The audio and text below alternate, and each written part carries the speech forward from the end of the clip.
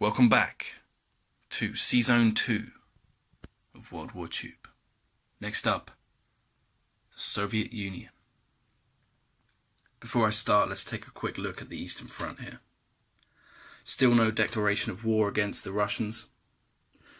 However, Germany has begun to move its forces towards the east.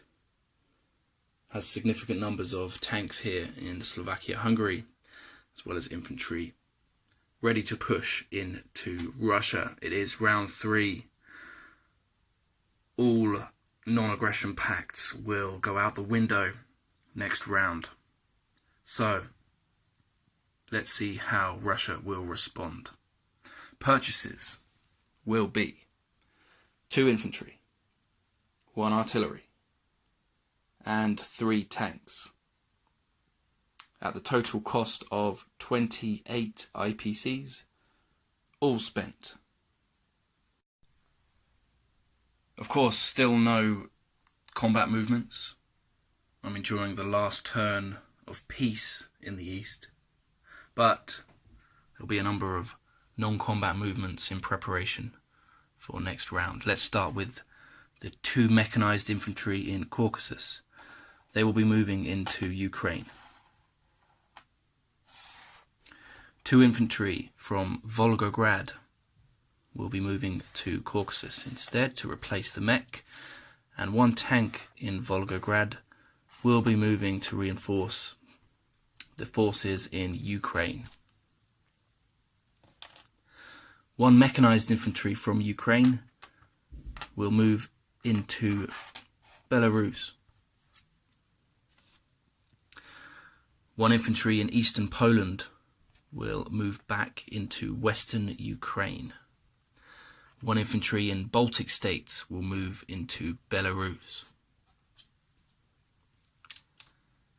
And finally, 4 infantry and 1 AA gun from Karelia will move into Novgorod.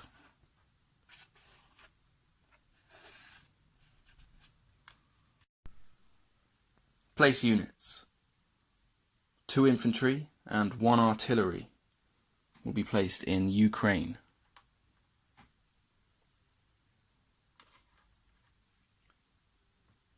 1 tank will be placed in Novgorod.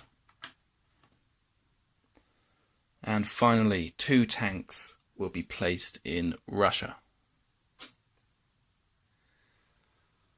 Collect income. Again, the Soviet Union will be collecting 28 IPCs. It's not gained nor lost any territories.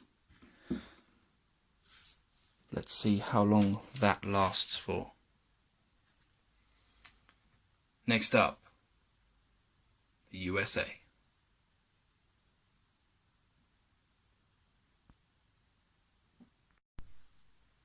A quick recap of the board just for my fellow generals. In the Caucasus, 2 infantry. Volgograd, 1 fighter. Ukraine has 15 infantry, 2 mechanized infantry, 3 artillery, 4 tanks, 2 anti-aircraft artillery. Western Ukraine has 2 infantry. Russia, 2 tanks. Belarus has 3 infantry, 1 mechanized infantry.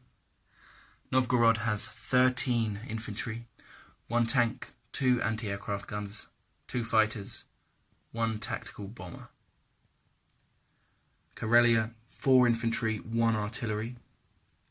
Sz2 115, 1 cruiser, 1 submarine.